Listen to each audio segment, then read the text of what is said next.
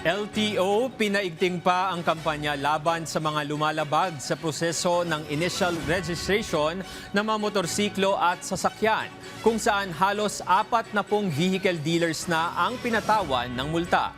Si JM Thompson sa sentro ng balita.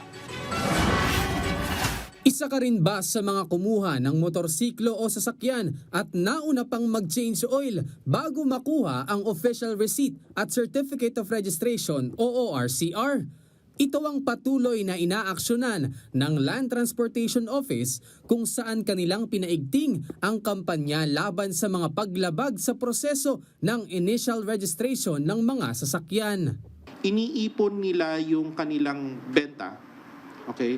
Tapos may third party na nag-aasikaso sa LTO, sa new registration, at minsan ginagawa nila after 2 months lang nila pinapasok.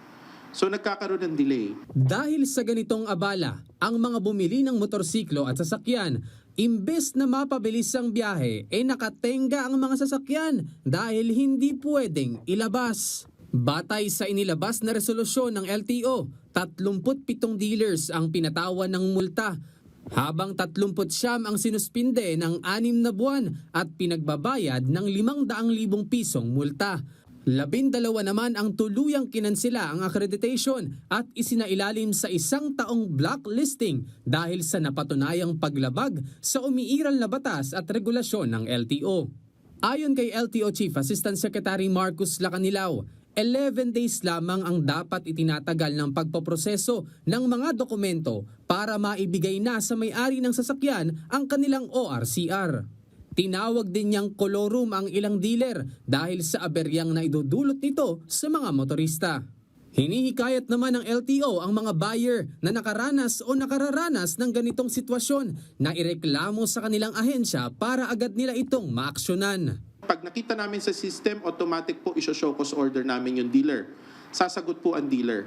Pero syempre, kita natin may violation na ron. Pero due process lang, binigay natin sa kanila ng due process, pero eventually po, masususpend or makuklose po yan.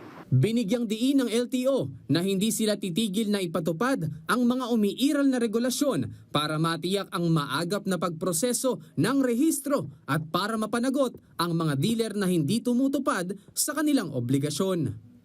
JM Thompson, para sa Bayan.